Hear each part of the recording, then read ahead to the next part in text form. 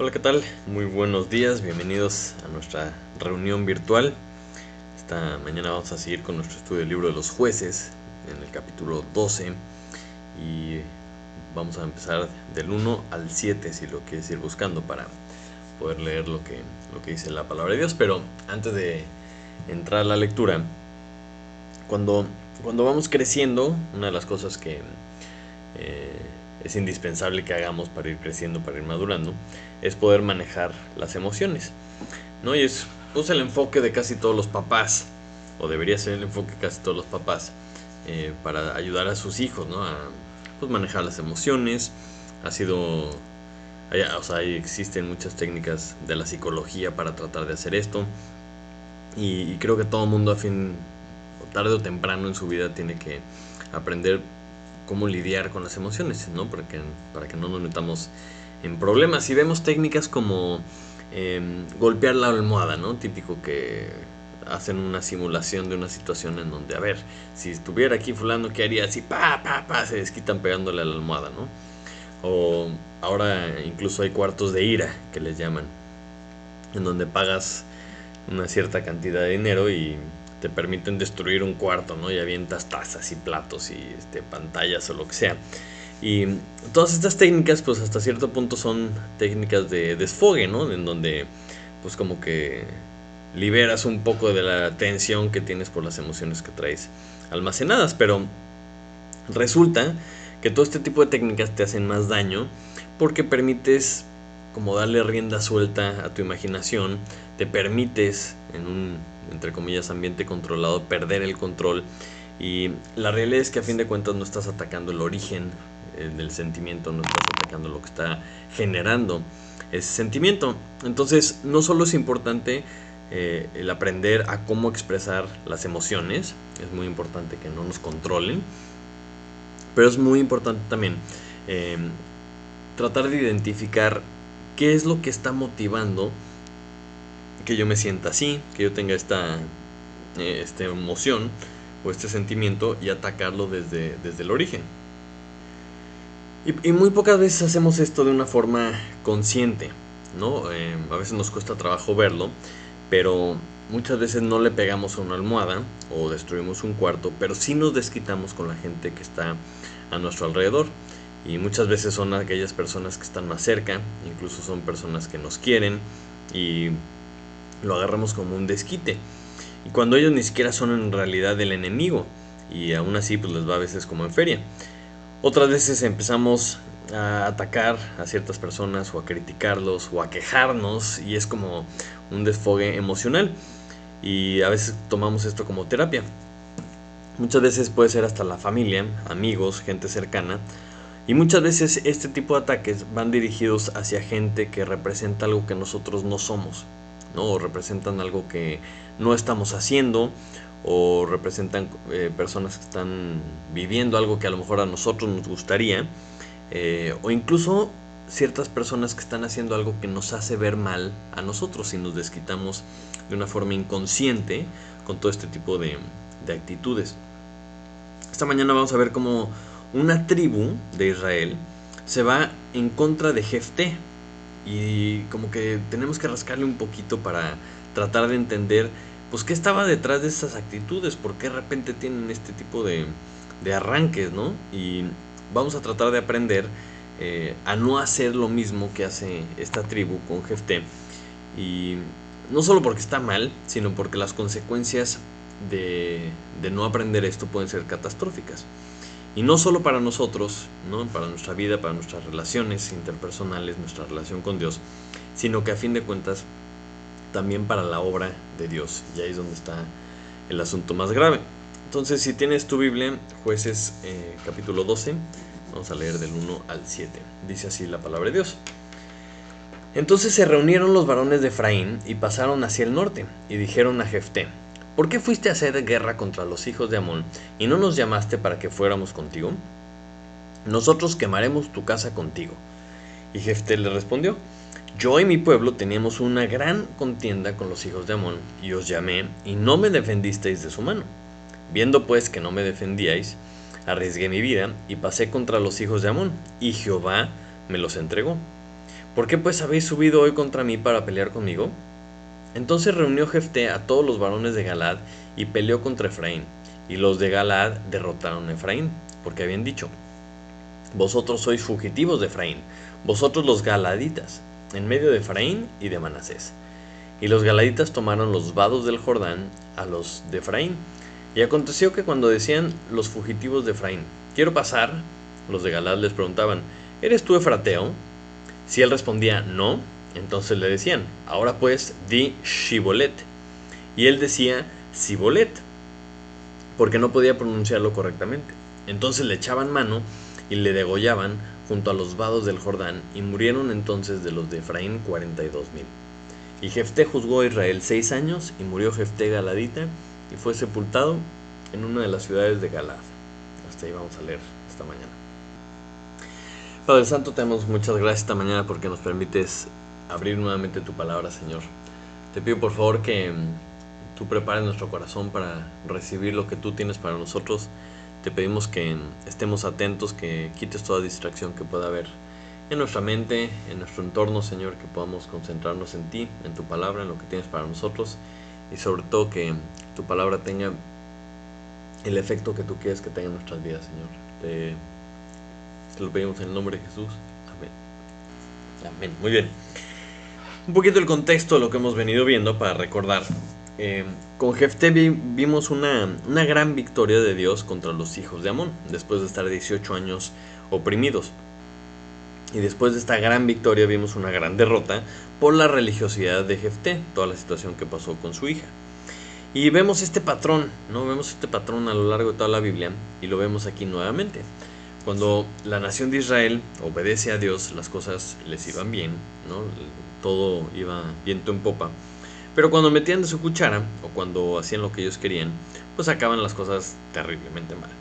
Entonces, aparentemente las malas noticias pues no habían terminado para Jefté, porque después de lo que pasa con su hija, pues llegan los de Efraín, ¿verdad? Y le empiezan a reclamar algo, porque ya que Jefté había derrotado a sus enemigos, pues llegan estos vecinos, ¿verdad? Estos primos hermanos de la misma nación, y se alarman de todos a Jefté. Ellos venían del otro lado del Jordán, si te acuerdas un poquito cómo estaba repartida la tierra. La tierra de Galaad estaba entre Gad y Manasés del lado este del Jordán, y Efraín estaba del otro lado del Jordán. Y un poquito para recordar, en Jueces 10, versículo 7, dice que se encendió la ira de Jobea contra Israel, y los entregó en mano de los filisteos y en mano de los hijos de Amón, los cuales oprimieron y quebrantaron a los hijos de Israel en aquel tiempo 18 años, a todos los hijos de Israel que estaban al otro lado del Jordán, en la tierra del amorreo que está en Galaad. Y los hijos de Amón pasaron el Jordán para hacer también guerra contra Judá y contra Benjamín y la casa de Efraín, y fue afligido Israel en gran manera. Entonces, antes de que empezara el periodo de Jefté de liberar a Israel, estamos viendo que los hijos de Amón habían invadido la tierra de Galaad, se habían instalado ahí, y habían cruzado el Jordán hacia la tierra de Judá, de Benjamín y de Efraín. Y el versículo 17 dice que se juntaron los hijos de Amón y acamparon en Galaad, ¿no? Y asimismo se juntaron los hijos de Israel y acamparon en Mizpa, porque ya iban a pelear contra ellos. Entonces, estos 18 años pues los habían estado oprimiendo, seguramente les habían estado cobrando tributo, los habían estado maltratando, pero al parecer pues querían más, porque acampan en Galaad como para ya hacer guerra, una cosa ya más seria, una cosa más como conquista, no solamente de estarlos oprimiendo. Y una vez que Jefté libra a todos, obviamente a todo Israel, pero estamos hablando de Benjamín, de Judá y de Efraín, encima ahora llegan y se alarman de todos. Y esto es un poquito para entender qué es lo que estaba sucediendo, y para tratar de ver, bueno, o sea, ¿por qué los de Efraín le están cantando el pleito a Jefté si los había librado? Y empezamos a ver aquí una pelea entre familia, una pelea entre la misma nación de Israel, y podríamos pensar, bueno, ¿qué está detrás de este sentimiento? ¿Qué es lo que está pasando? ¿Qué es lo que está motivando que de repente se pongan al brinco esta tribu, ¿no? Entonces, Primero podríamos pensar, bueno, a lo mejor es la soberbia, ¿no? Porque dice que se reúnen los varones de Efraín y pasaron hacia el norte y dicen a Jefté, ¿por qué fuiste a hacer guerra contra los hijos de Amón y no nos llamaste para que fuésemos contigo? O sea, le están reclamando como, o sea, ¿por qué fuiste a la guerra y no nos avisaste? Y te hace pensar, pues llevaban 18 años ahí, ¿por qué no lo hicieron ustedes? ¿O por qué no habían hecho algo al respecto desde antes? Y lo que es interesante es que, si se acuerdan en Jueces capítulo 8, Efraín había hecho lo mismo con Gedeón. Ya que Gedeón tiene la victoria, sale la familia de Efraín a hacérsela de tos a Gedeón y decirle, ¿cómo es posible? ¿Cómo es posible que no nos llamaste, verdad? Que no nos hiciste ir a la guerra este, con ustedes. Entonces te habla aquí que hay un poquito de problema con la nación con la tribu de Efraín en este tema de llevarse el crédito o llevarse la gloria de las victorias. Y Jefté les contesta correctamente, les contesta tratando de calmarlos. Les dice, pues yo tenía una contienda muy grande con los hijos de Amón, ¿verdad? Se instalaron aquí en mi tierra. Y dice el versículo 2 que los llamó. Y dice, y no me defendisteis de su mano. Entonces, alguien de los dos está mintiendo, ¿verdad? Porque dice que, o sea, los de Efraín le están diciendo, ¿por qué no me llamaste? Y Jefté le dice, no, pues sí les llamé, pero no vinieron. Entonces alguien está mintiendo aquí. Y me imagino que desde el punto de vista de Jefté estaba peor la situación de los galaditas porque los amonitas se habían instalado ahí y habían estado pues oprimidos. Entonces no sabemos mucho de los detalles, pero cuando dice que acamparon en la tierra de Galad, pues me imagino un ejército acampando ahí, ¿no? Robando las aldeas a sus alrededores, haciendo lo que querían y pues oprimiéndolos en gran manera, ¿no? Y por eso dice que tenían una gran contienda con los hijos de Amón y les pidió ayuda, hey, vengan a rescatarme, y pues no lo hicieron. Entonces, es un poquito, y es bastante importante entender un poco de historia para ver qué es lo que está pasando aquí, por qué hay estas emociones tan fuertes, ¿ok? Entonces, si agarramos un pasaje como 1 Crónicas 5, que nos dice el versículo 1 y 2, que los hijos de Rubén, primogénito de Israel, porque él era el primogénito, mas como violó el lecho de su padre, sus derechos de primogenitura fueron dados a los hijos de José, hijo de Israel, y no fue contado por primogénito. Bien que Judá llegó a ser el mayor sobre sus hermanos y el príncipe de ellos, mas el derecho de primogenitura fue de José. Entonces, si recuerdas, Jacob tuvo 12 hijos, el primogénito era Rubén, pero como dice aquí, ¿no? Violó el lecho de su padre, tuvo hay una relación con la concubina de su padre, entonces perdió la primogenitura. Entonces Jacob le pasa la primogenitura a José y a su vez a Manasés y a Efraín, que eran sus hijos, ¿no? El mayor Manasés y el Efraín era el menor.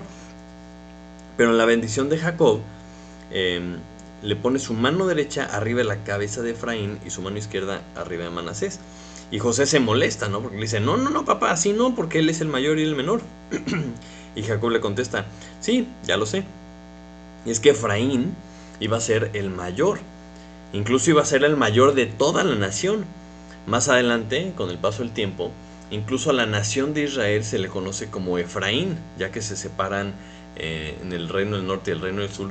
Muchas veces al reino del norte se le llama Efraín. Entonces eso ya es un poco de historia, pero nos hace ver un poquito por qué a lo mejor Efraín tenía esta molestia o sentía que como primogénito, ¿verdad? Como el derecho a primogenitura, pues tenían ellos que llevarse la gloria, ¿no? Tenían que ser los que ganaban las victorias y demás.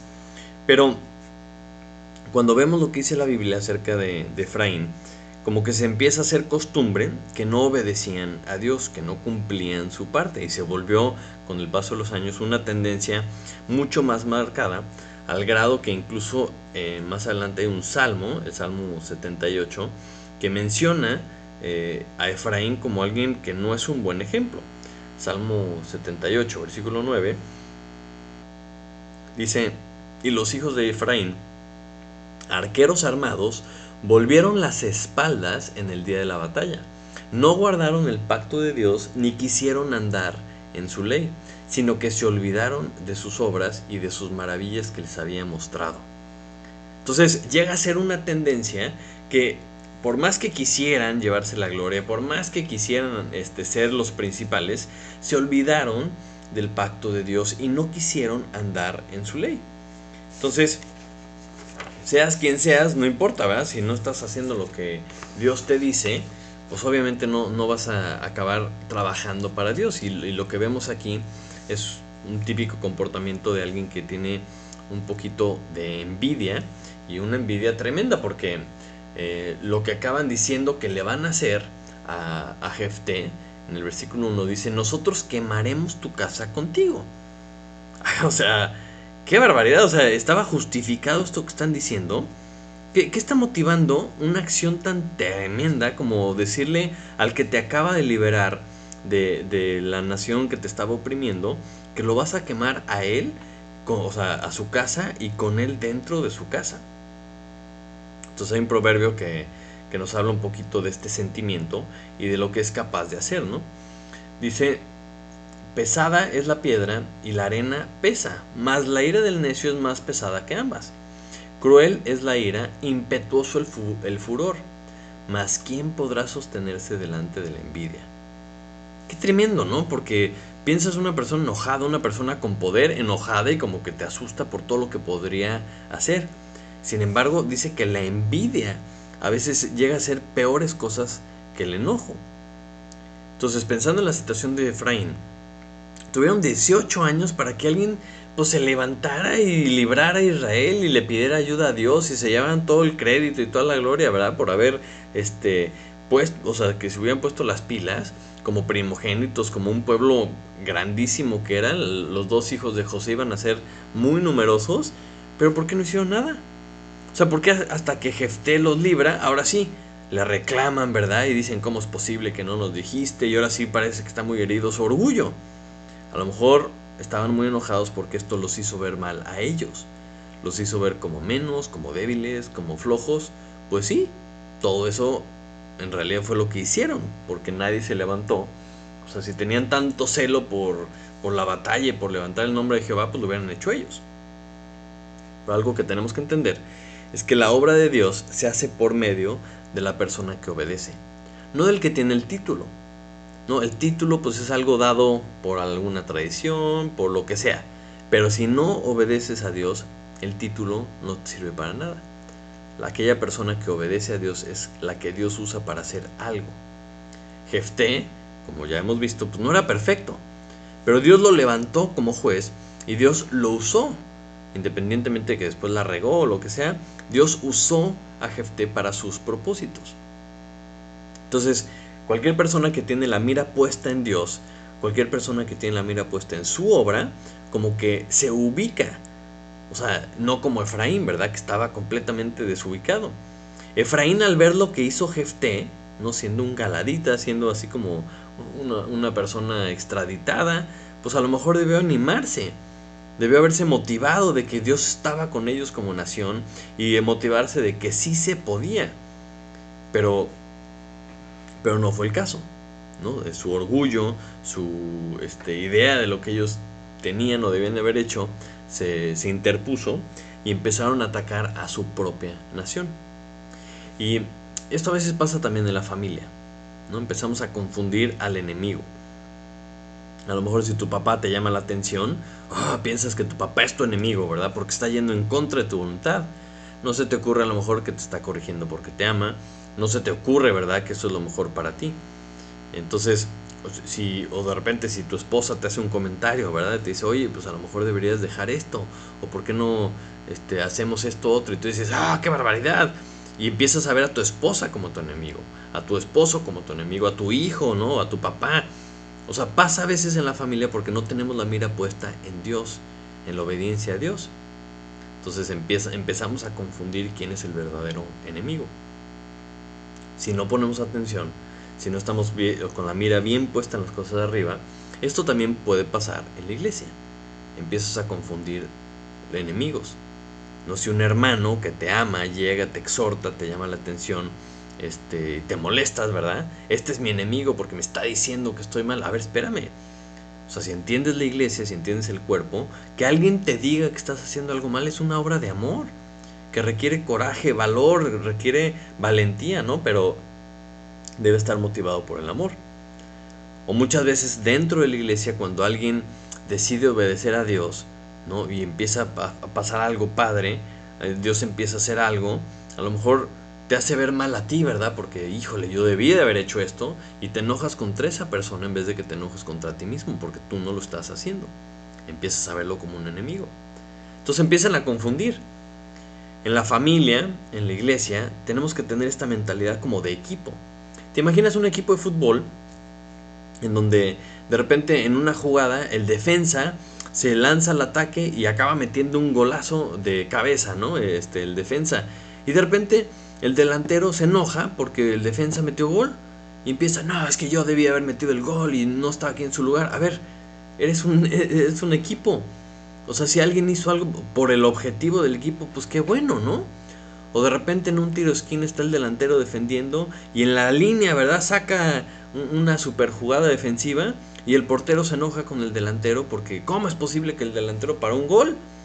Bueno, pues estamos trabajando juntos o no, es un equipo. Pues estamos trabajando para el mismo objetivo. Bueno que alguien hizo algo bueno, ¿no? Entonces, en esta sensación de equipo, pues obviamente no vemos a Efraín haciendo lo correcto. O sea, él, el primogénito, sentía que era su derecho, ¿no? Ser el primero en la batalla, o yo no sé qué estaba pensando. Pero en vez de animarse, de acercarse a Dios, de darle la gloria a Dios, de darle gracias porque alguien de la nación se puso las pilas y los logró sacar, no. En vez de eso se enoja. Si no tenemos esa mentalidad de equipo, de animarnos unos a otros, de motivarnos unos a otros, de entender que estamos en un mismo propósito, tenemos un mismo objetivo, glorificar a Dios, hacer discípulos. Si alguien levanta la mano, si alguien hace algo, amén, gloria a Dios. Nos debería animar a los demás. Pero con esta actitud que vemos de Efraín, debemos entender que como que Dios nos ha dejado un foquito rojo. Porque los pleitos y los enojos siempre son un foco rojo de que algo no anda al 100. La Biblia es, espectacularmente sabia y nos dice cositas como muy claras, como en Santiago capítulo 3, versículo 13. Mira lo que dice. Dice, ¿quién es sabio y entendido entre vosotros?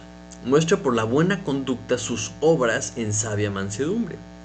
Pero si tenéis celos amargos y contención en vuestro corazón, no os jactéis, ni mintáis contra la verdad, porque esta sabiduría no es la que desciende de lo alto, sino terrenal, animal y diabólica.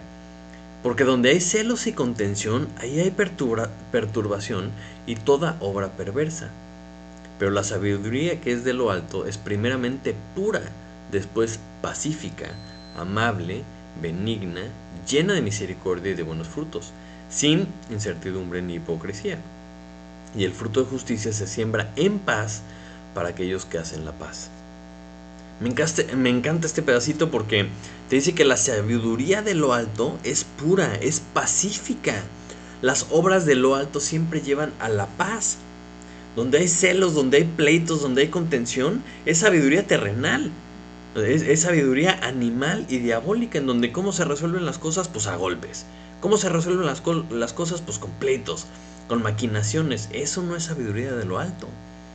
Porque de lo alto es justicia, es paz.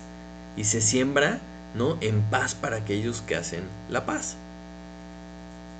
Entonces, cuando tú ves que hay pleito, cuando tú ves que hay una persona contenciosa, que no está a gusto, que todo siempre es un pleito, a ver, espérate, aquí hay algo, hay un problema más en el fondo. En el fondo esa persona se está peleando contra Dios, ¿no? ¿Qué es lo que estaba pasando con la tribu de Benjamín? Mira, acompáñame de regreso a Jueces 12, en el versículo 4.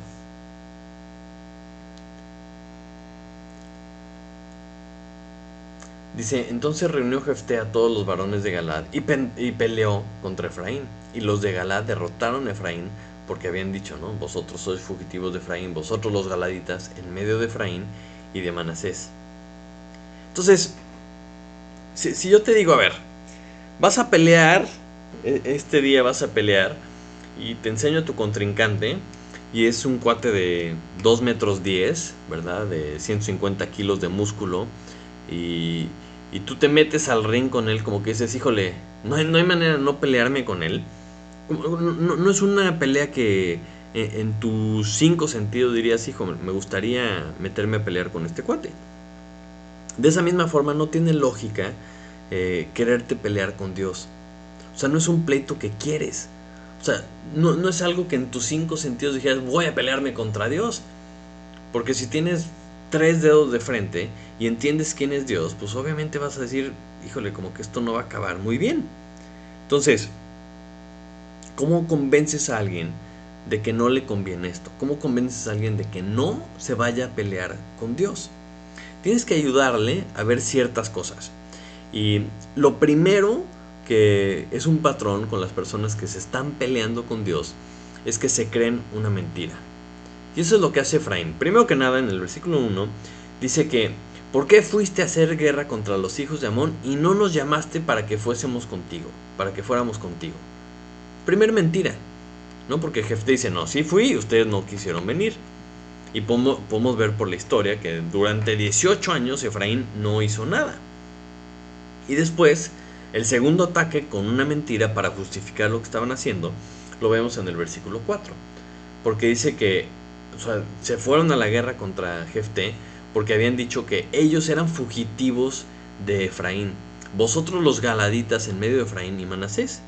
Y dice, sacar esto es una mentira. Esto también es una mentira. ¿Por qué? Porque no eran fugitivos de Efraín. Si vemos en Números capítulo 32, vemos que esta tierra, la tierra de Galad, ahora sí que la conquistaron los hijos de Maquir, hijo de Manasés. Se la quitaron a los amorreos y les asignaron esta tierra a ellos. Eran parte de la familia Manasés y está dentro del territorio de Manasés. Entonces no eran fugitivos. O sea, son dos mentiras que ellos estaban diciendo a sí mismos o estaban propagando estas mentiras para incitar a que todo el mundo se fuera y se animara a este pleito.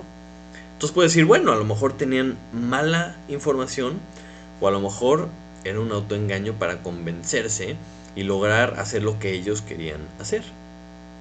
Esto a lo mejor te suena familiar. Muchas veces nos gusta creer ciertas mentiras, nos autodecimos ciertas mentiras para seguir en lo que estamos haciendo. No, hombre, no es tan malo, fíjate que la verdad es que esta persona también lo hace, o yo he leído esta otra cosa. O sea, empezamos como a buscarle algo que fundamente o que justifique lo que nosotros queremos hacer. Pero en realidad, en el fondo, si vas en contra de la voluntad de Dios, si estás haciendo algo que no le gusta a Dios, estás peleando contra Dios, estás peleando contra su voluntad. Entonces, ¿cómo le haces para saber si algo que estás haciendo, si algo que estás pensando es una mentira? Pues ve a la verdad, a la palabra de Dios. Lo único que nos puede determinar si algo es una mentira es la palabra de Dios. Cualquier mentira que te estés creyendo, compáralo con lo que dice Dios. Si Dios no lo dijo, entonces es mentira. Porque la verdad absoluta solamente la tiene Dios. Y si tú no estás de acuerdo con esa verdad, entonces estás creyendo una mentira. Entonces, para ayudarle a alguien a ver si está creyendo una mentira o no, vas a la Biblia. Pero no solo eso, sino que si tú vas a la Biblia, también puedes adivinar el futuro. O sea, sabes lo que va a pasar. O sea, cuando alguien se pelea contra Dios, va a terminar mal.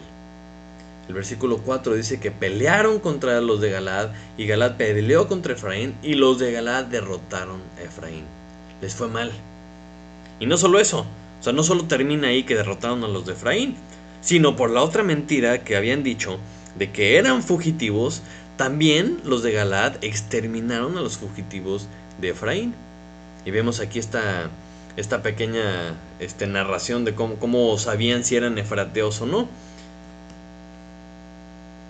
Dice que los de Galaad tomaron los llanos del Jordán y cuando llegaban unas personas le decían, ¿eres de los de Efraín o no? Y si decían, no, yo no soy de los de Efraín, les decían, a ver, entonces dime Shibolet. Y les decían Sibolet, pues porque no sabían pronunciarlo bien, ¿no? Así como tú quieres saber si alguien es paceño, ¿no? Y le dices, a ver, ¿cómo se llama este animalito? Y te dicen, pues es un cochito. Hombre, este es de La Paz, ¿no? Porque sabían exactamente cómo pronunciaban esta palabra. Y como sabían que los de Efraín pronunciaban así, pues les daban cuello, ¿no? Y en ese día no solo derrotan a los de Efraín, sino que derrotan a todos los fugitivos de Efraín por andar diciéndoles que ellos eran fugitivos, y terminan matando a 42,000 de Efraín. Una cosa terrible. Entonces, si tú peleas contra Dios, vas a terminar mal. Es algo que puedes saberlo también. Otra de las razones por las que puedes encontrarte de repente peleando con Dios es porque no estás de acuerdo con Dios. Simplemente a lo mejor sí sabes lo que dice, pero tú no estás de acuerdo. Y es otra de las cosas que vemos con este comportamiento de Efraín. Porque ellos nunca reconocen a Dios. Nunca mencionan para nada que tenga que ver con Dios en todo lo que estamos leyendo. No reconocen que Dios hizo algo por medio de Jefté. No reconocen que Dios lo levantó como juez. Solo ven esto como que algo que afectó su reputación, algo que afectó su orgullo. Pero, Jefté, en cambio, como dice el versículo 3, dice que, como ustedes no me defendieron, arriesgué mi vida y pasé contra los hijos de Amón. Él hizo su parte, tomó valentía, se puso sus pantalones y se fue contra los hijos de Amón. Y Jehová me los entregó. Jefté, si algo sabía, es que él no los había derrotado. No era por su gran capacidad ni nada. Él sabía que Jehová se los había entregado. Él sí sabía quién le había dado la victoria.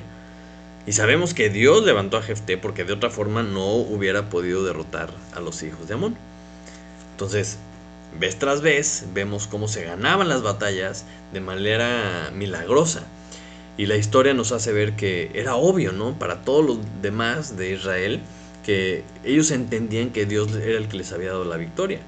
Vemos en los capítulos anteriores, ¿no? Que se habían arrepentido, la estaban pasando muy mal, buscaron a Jehová, buscaron su salvación, se arrepintieron en polvo y ceniza, ¿verdad? Destruyen sus ídolos, todo.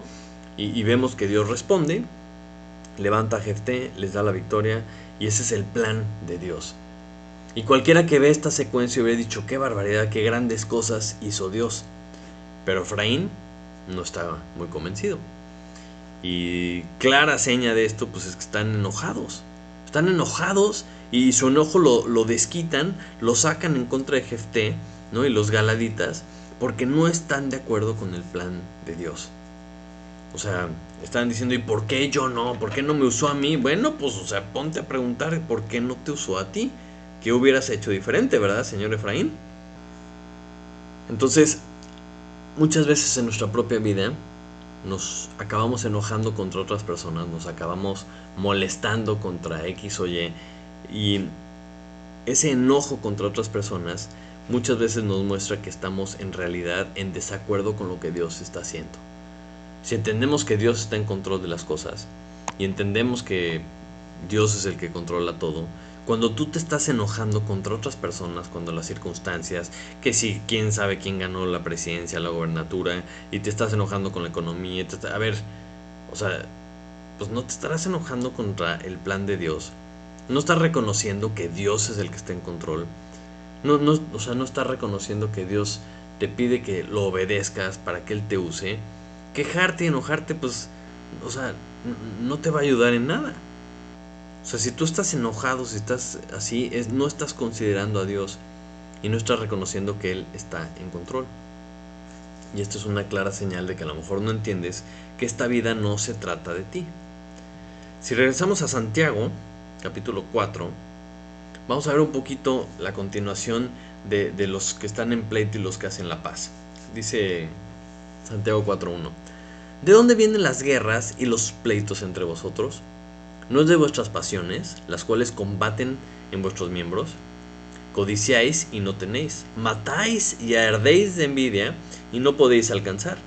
Combatís y lucháis, pero no tenéis lo que deseáis porque no pedís. Pedís y no recibís, porque pedís mal para gastar en vuestros deleites. Oh almas adúlteras, ¿no sabéis que la amistad del mundo es enemistad contra Dios? Cualquiera pues que quiera ser amigo del mundo se constituye enemigo de Dios. ¿O pensáis que la Escritura dice en vano, el Espíritu que Él ha hecho morar en nosotros nos anhela celosamente? Pero Él da mayor gracia. Por esto dice, Dios resiste a los soberbios y da gracia a los humildes. Someteos pues a Dios, resistid al diablo y huirá de vosotros. Este pasaje me encanta porque lo que te está diciendo es que si tú no entiendes que no se trata de ti, si tú estás peleándote todo el tiempo, ¿verdad? Es porque no has entendido quién está en control. O sea, Efraín no pudo ver el plan global. O sea, ellos no se vieron como parte de una nación escogida por Dios. O sea, no entendió que eran una nación y ellos eran una parte importante de esa nación. Ellos no pudieron ver más allá de su orgullo, de sus planes, de sus propósitos, y estaban tan enojados que estaban dispuestos a tomar las, ahora sí que cartas en el asunto. Pero si tú no entiendes el plan de Dios, si tú no entiendes que no se trata de ti, si no entiendes qué rol juegas tú dentro de ese plan global, vas a estar enojado toda tu vida, porque no vas a estar a gusto. No va a pasar todo lo que tú quieres que pase como tú quieres que pase y cuando tú quieres. Por eso dice, te la pasas pidiendo y no recibes nada porque lo único que quieres es para gastar en tus propios deleites. O sea, ¿no entiendes esto? O sea, no puedes ser amigo del mundo porque en el momento que eres amigo del mundo te constituyes enemigo de Dios. Y dices, yo no soy amigo del mundo. En el momento que no estás buscando lo que Dios está buscando, te constituyes amigo del mundo y enemigo de Dios. O sea, Dios mandó su Espíritu a morar en todos aquellos que creemos en Él, precisamente para que hagamos su plan. Por eso dice que Dios resiste a los soberbios y da gracia a los humildes. ¿Cómo definimos la humildad en este pasaje? Someteos pues a Dios. Si tú no te sometes a Dios es porque no estás sometido a sus planes. Tú quieres hacer lo que tú quieres, tú quieres hacer tu voluntad. Entonces, un ejemplo muy claro de alguien que pues tenía un buen plan, ¿verdad? Desde el punto de vista del mundo. Era un buen plan, era un plan que estaba además respaldado por las autoridades. Había hecho todo, ¿verdad? By the book, como dicen, o sea, al pie de la letra. Y todo estaba viento en popa. Es el apóstol Pablo. Antes de que fuera Pablo, cuando era Saulo, vemos un poquito lo que pasa en Hechos 9:3. Pablo, como un judío celoso de lo que había aprendido, todo lo que le habían enseñado, él era, pero sacaba puro 10, era un tipazo, miembro del Sanedrín, una cosa espectacular, ¿no? Y sin embargo, se encuentra pues, luchando contra Dios. Y cuando se le aparece en Jesucristo, mira lo que dice en Hechos 9:3. Mas yendo por el camino, aconteció que al llegar cerca de Damasco, repentinamente le rodeó un resplandor de luz del cielo. Y cayendo en tierra, oyó una voz que le decía, Saulo, Saulo, ¿por qué me persigues? Él dijo, ¿quién eres, Señor? Él dijo, yo soy Jesús, a quien tú persigues. Dura cosa te es dar coces contra el aguijón. ¿No? Entonces, esta ilustración es simpática, ¿no? El aguijón, ese piquito que usaban para que los bueyes caminaran en el arado, pues, o sea, patea todo lo que quieras, pues no te va a servir de nada, ¿no? Lo seguían picando al animalito. Y pues para el objetivo del buey de estar haciendo berrinche, pues era inútil. La forma mexicana, ¿verdad? Que decimos estamos dando patadas al pesebre. Estás haciendo berrinche, estás pateando a esa persona que te cuida, es tu fuente de ingreso, ¿no? Entonces, o sea, si estás pateando a Dios, si estás dando de patadas al aguijón, pues, o sea, como que no te conviene. Y es lo que Cristo le estaba diciendo a Pablo. Así de, hey, o sea, todo esto que estás haciendo estás mal. Entonces, en el caso de Pablo, estaba perfectamente convencido de que él estaba haciendo la voluntad de Dios. Y sin embargo, se le aparece Jesús y le dice, hey, o sea, me estás persiguiendo a mí. Y en ese momento Pablo como que reconsidera, recapacita y se topa de frente con la verdad. Esa verdad que es Jesús. Entonces, todas las personas que se topan con Dios, tarde o temprano llegan a la misma conclusión. La misma conclusión que llega Job, ¿no? Job 9:3 dice, Si quisiere contender con él, no le podría responder a una cosa entre mil. Él es sabio de corazón y poderoso en fuerzas. ¿Quién se endureció contra él y le fue bien? O sea, diciendo, ¿cómo te vas a pelear con Dios? O sea, no te va a ir bien. ¿Quién se pelea contra Dios y le va bien? Nadie. Absolutamente nadie. Y a lo mejor, o sea, lo estamos leyendo, está en su palabra, ahí lo dice, tienes la opción, ¿lo puedes creer? O puedes esperar a que lo experimentes, ¿no? En primera persona, como Pablo o como Job, que se topen con Dios y digas, ah, caray, el que estaba mal, pues era yo, ¿verdad? O sea, ¿qué prefieres? ¿Creerlo o experimentarlo, como dicen, a la mala, ¿no? O Romanos 9:20, dice algo muy similar. Dice, más antes, hombre, ¿quién eres tú para que alterques con Dios? Tiré el vaso de barro al que lo formó, ¿por qué me has hecho así? Y le podría seguir. O sea, escrito está. O sea, está escrito en la Biblia que no te pelees con Dios porque vas a perder.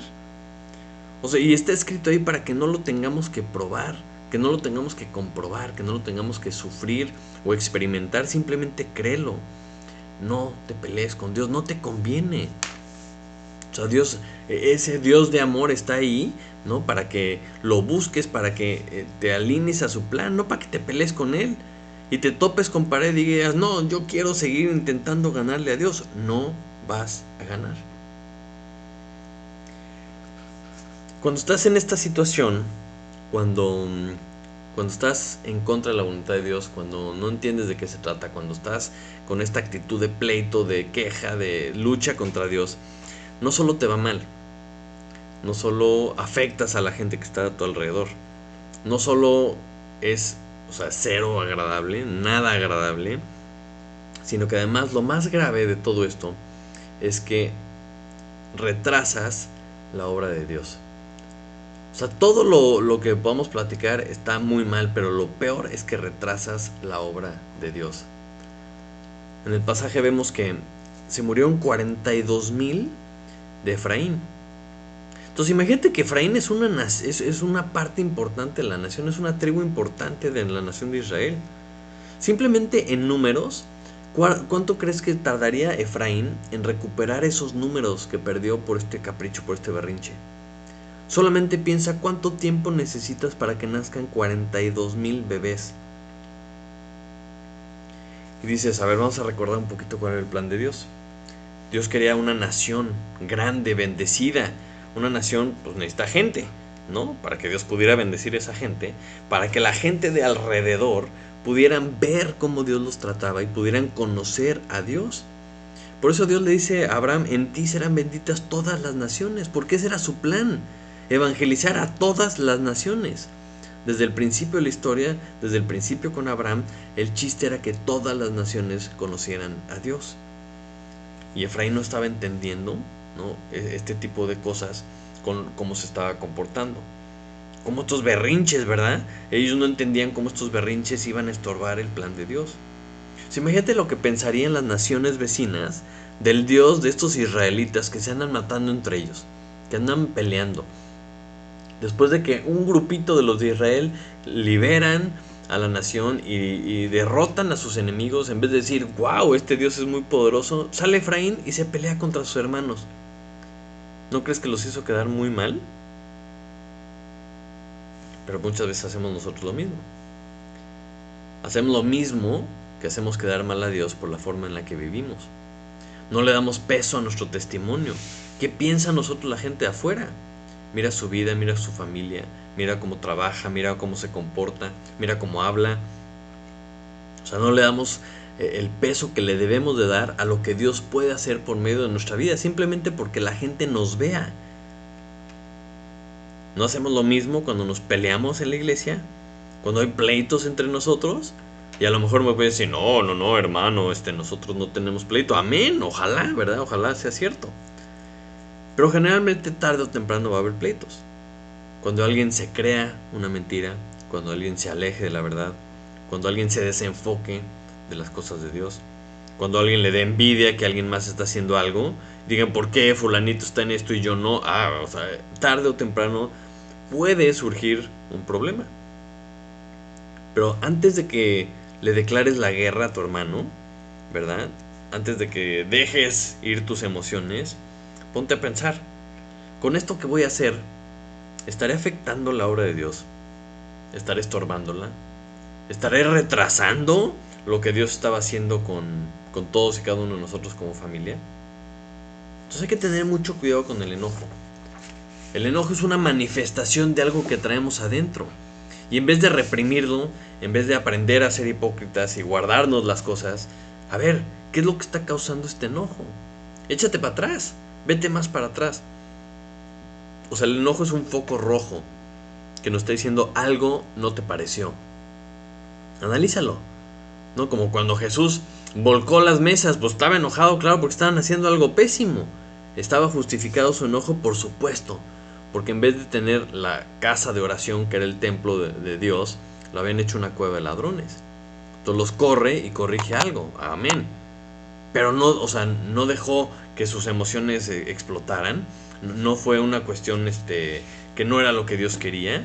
No se enojó, no se ofendió, no, a ver, es muy diferente. Cuando tú estás enojado, cuando tú tienes pleito con tus hermanos, ese tipo de cosas son los focos rojos.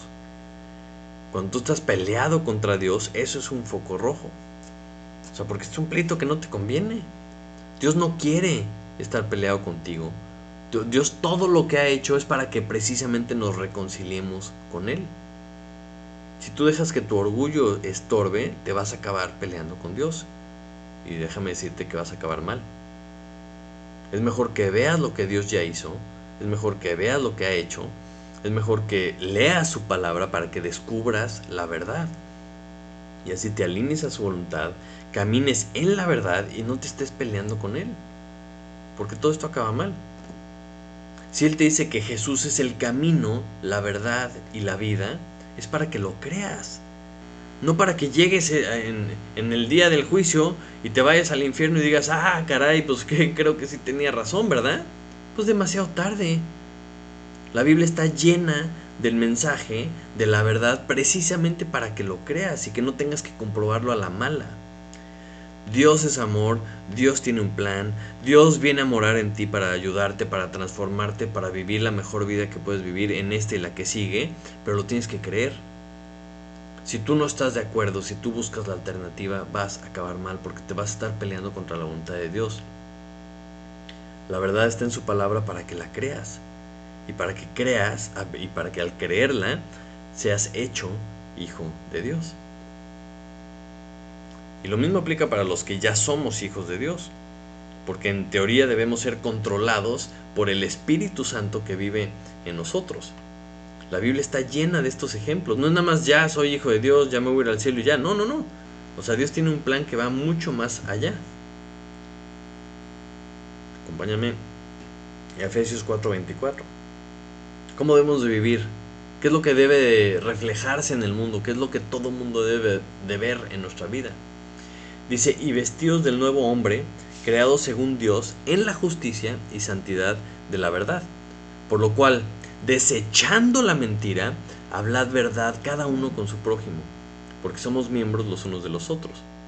Airaos, pero no pequéis. No se ponga el sol sobre vuestro enojo, ni deis lugar al diablo. O sea, Dios entiende perfectamente que tenemos emociones. Dios entiende lo que pasa con nosotros porque tenemos un sumo sacerdote que nos entiende perfectamente. Dice, siente lo que quieras, pero no peques. No permitas que esa emoción, que ese sentimiento te lleve a pecar. O sea, y pecando contristamos al Espíritu. Y tenemos que estar vestidos de ese nuevo hombre. Debemos de estar en la verdad. Porque en el momento que nos creemos la mentira, le damos lugar al diablo. La única manera de vivir bien como hijos de Dios, es estar muertos a nuestra carne.